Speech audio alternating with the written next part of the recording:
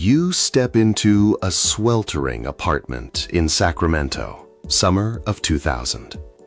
The air is thick, the night feels like day, and the thermometer refuses to drop below 100 degrees Fahrenheit.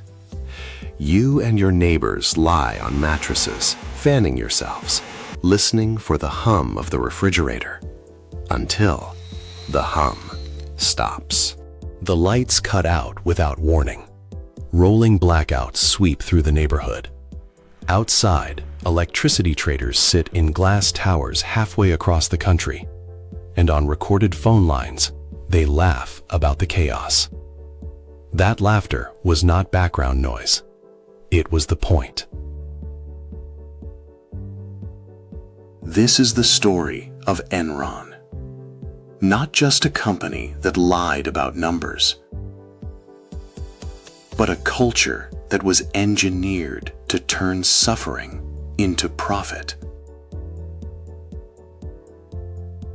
To understand how a pipeline firm became capable of that, you need to follow 15 years of choices, incentives, and engineering in Houston. In 1985, two struggling gas companies merged. They handed control to Kenneth Lay, a preacher's son turned economist with White House ties and a certainty about markets that attracted followers. Lay didn't want to run pipes and valves. He wanted to remake energy into a financial product. He found his architect in Jeffrey Skilling, a former McKinsey consultant with one radical idea. Don't sell gas, sell the contracts. Trade future energy like stocks and skim fees on every transaction. Skilling called it the gas bank. Lay called it the future. That future required an accounting trick. In 1992, the SEC allowed Enron to use mark-to-market accounting in a new way. Book the entire projected profit of a long-term contract the moment it was signed. Imagine planting a seed and immediately writing a bank statement that says you own a $50,000 apple tree. The tree is a promise, not a reality. But on paper, it's real money. From that moment, every contract was instant revenue. Every projection became proof of success. The stock price rose on those numbers. And inside the company, people's lives revolved around growing those numbers, not verifying them. Skilling didn't just change the accounting. He constructed culture. Performance reviews became a merciless game called rank and yank. Each year, the bottom 15% of employees, judged by arbitrary metrics, were fired. Fear replaced nuance. Ambition replaced honesty. If you questioned the numbers, you risked being ranked down and escorted out the door. That system did more than silence skeptics. It selected for people who would inflate results, reward spin, and find clever ways to make projections look better on paper. Over time, promotion and pay skewed toward those games, and the company hardened into a machine that needed manufactured wins to survive. The facade worked for a while. Fortune named Enron the most innovative company in America for 6 straight years. The stock climbed into the 90s. Kenneth Lay advised politicians on energy policy. From the outside, Enron was the poster child for modern capitalism. Behind the spreadsheets, debt quietly ballooned. Enter Andrew Fastow, Enron's CFO, and the architect of the basement where the rotten stuff was hidden. Fastow created off-balance sheet entities, LJM, Raptor, names that sounded like hedge funds, but existed to move liabilities and manufacture profits. Picture a perfect living room. The broken wiring, mold, and termite damage get hauled down into a hidden basement nobody knows about. Fastow built that basement, and then charged Enron management fees to store the mess. He made tens of millions while pretending to clean up the company's books. Arthur Andersen, one of the world's biggest accounting firms, was supposed to hold the company accountable. Instead, Andersen was being paid nearly $1 million a week for consulting work on top of the audit. The firm that should have been the lock on the basement door had been paid to keep the lock closed. Meanwhile, Enron's traders discovered the deregulated Californian electricity market was an exploitable maze. They created gambits with names like Death Star and Fat Boy, strategies that manufactured shortages, gamed transmission meters, and rerouted power in ways that spiked prices. They celebrated on the calls when wildfires or storms knocked transmission out, because those disasters meant higher prices. When elderly residents sweltered in apartments or hospitals lost power, Enron traders joked. For them, the suffering was not collateral. It was business. Outside oversight was broken. Analysts gave buy ratings because their firms wanted investment banking deals. Politicians kept regulators at arm's length because campaign coffers had benefited. Journalists penned glowing profiles because Lay and Skilling returned calls and opened doors.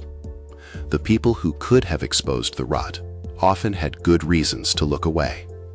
This wasn't a secret conspiracy. It was a system of incentives that nudged everyone to maintain the illusion. A few people did look. James Chanos, a seasoned short seller, read Enron's filings and saw the mismatch. Huge reported profits, but cash flows that didn't follow. Cash is blunt and unforgiving. Paper profits can be anything. Chanos bet against the company privately. Then a magazine writer, Bethany McLean, asked a simple public question in February 2001. How does Enron actually make money? She got attacked, mocked, and labeled naive, until the question wouldn't go away. In August 2001, Jeffrey Skilling resigned after just 6 months as CEO. The company's stock dipped. The man who had built the machine stepped away when the engine began to smoke. Inside, a vice president named Sherron Watkins wrote a memo to Lay warning that the Raptor deals would unravel and that the accounting structure would bring the company down. Lay gave the memo to Enron's own law firm. They reviewed the practices and found nothing wrong. The warning died in a drawer. By October, reality started to prove itself louder than spin. Enron disclosed a $1.2 billion reduction in shareholder equity. The SEC opened an investigation. In November, the company restated earnings back to 1997, erasing $600 million in reported profits. The bright facade was crumbling. In the chaos that followed, Arthur Andersen did something unforgivable. Auditors in the Houston office shredded boxes of documents after an email instructed staff to bring files into compliance. That shredding became evidence of obstruction. Andersen was convicted of obstruction of justice, and even though the conviction was later overturned on technical grounds, the firm disintegrated. 85,000 people lost their jobs. Most had nothing to do with Enron's fraud. Rescue offers evaporated when a would-be savior examined the real books and walked away. On December 2, 2001, Enron filed for bankruptcy. 20,000 employees were suddenly jobless. Many lost their retirements, which were heavily invested in Enron stock that executives had quietly sold. while rank-and-file workers were encouraged to hold. Charles Prestwood, after 33 years, watched $1.3 million in retirement to $13,000. Executives like Skilling, Lay, and Fastow walked away with millions. The people who had trusted them lost everything. The courts moved. Fastow pleaded guilty and cooperated. Skilling was convicted on 19 counts and sentenced to decades before his term was reduced. Lay was convicted but died before sentencing. The criminal cases dismantled Enron's web. Congress acted fast, too. The Sarbanes-Oxley Act of 2002 was seismic. CEOs and CFOs now had to personally certify financial statements, and accounting firms were barred from selling lucrative consulting to audit clients. The obvious conflicts of interest that had helped Enron hide its basement were targeted and tightened. But reforms fixed holes, not incentives. Sarbanes-Oxley closed the tricks Enron used, but it didn't change what people will do when rewards are huge and oversight is thin. Similar playbooks surfaced later. Lehman Brothers hid debt with a Repo 105 maneuver. Elizabeth Holmes raised massive sums on unproven tech at Theranos. Sam Bankman-Fried built a crypto empire propped up by opaque entities moving customer funds. Different decades, different industries, same patterns. Manufacture belief, obscure liabilities, and let human incentives do the rest. So here's the uneasy question you're left with. Which company today looks impeccable while running the same game by different names? The most dangerous frauds aren't hidden in shadows. They run in plain sight, enabled by systems we've designed and accepted. Enron's story is not just an old scandal. It's a cautionary tale about what markets reward, about how culture and accounting can be weaponized, and about why skepticism matters, from an auditor in a glass tower to a reporter with a question, to any one of us watching the lights go out. The legal and institutional fixes mattered. So did the people who spoke up. But the deeper work is ongoing, reshaping incentives, rebuilding accountable institutions, and training ourselves to ask the simple question McLean asked out loud: how do you actually make your money? Because sometimes the clearest path to truth is the one that looks the least interesting on a glossy balance sheet. Up next, we leave the trading floors and step into Silicon Valley, where another story of audacity and failure unfolded.